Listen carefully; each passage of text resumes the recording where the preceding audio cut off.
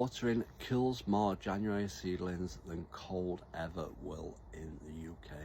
Welcome to Gardening with Ben. Today we're going to talk about watering your seedlings in January in the UK.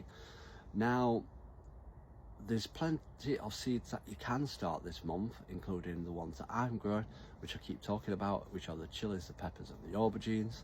Now, they're the only ones that we've got growing on our windowsill at home because they need the heat, they need the natural light, and yeah, they take a long time to fruit as well and to ripen, so they need that extra time in January to get growing and get started for getting great crops in that year.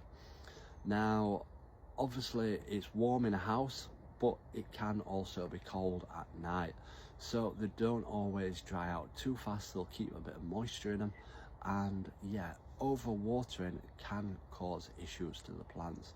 Now, they don't need watering as often because they won't dry out that fast, and obviously if you've got them on a heat mat, they will dry out fast, but if they're on just a windowsill, they won't dry out as fast as you would think.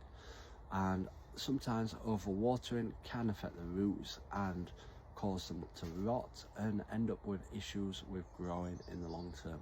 So you've got to water sparingly. Now, I just water mine once a week, and yeah, they're growing pretty well at the moment. When it starts to get a bit warmer and warmer at night, they will dry out faster, so I'll probably water them a couple of times a week rather than just once a week. And then I'll move them down to my allotment come March time, April time, and I may have to start watering them every other day until they get to the warmer weather when we'll be watering them every day. So you need to check the moisture levels in the compost. You can buy like special things online what tests how much moisture is in the water, and sometimes obviously you can always tell as well by sticking your fingers in the compost to see how wet it is. Sometimes it looks dry on top, but it might be wet underneath, so always stick your fingers in and have a little feel to see how damp it is underneath the top layer of soil. So yeah, watering can cause issues, and sometimes again it's better to water from the bottom so that it soaks it up into the plant pot rather than watering on top. So have a look online and see what methods are best for growing certain plants, and get all your tips and advice from that as well.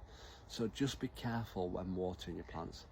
Don't think that they need lots of water every single day to get great strong plants. They don't always need that. Just water sparingly in January, and then when it starts to warm up, water a bit more than you did in January. So yeah, be careful with watering, and hopefully you'll get some great plants growing.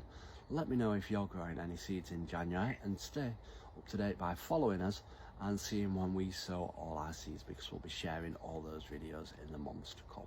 So until next time everyone, remember, keep smiling, keep shining, and keep gardening with Ben everyone.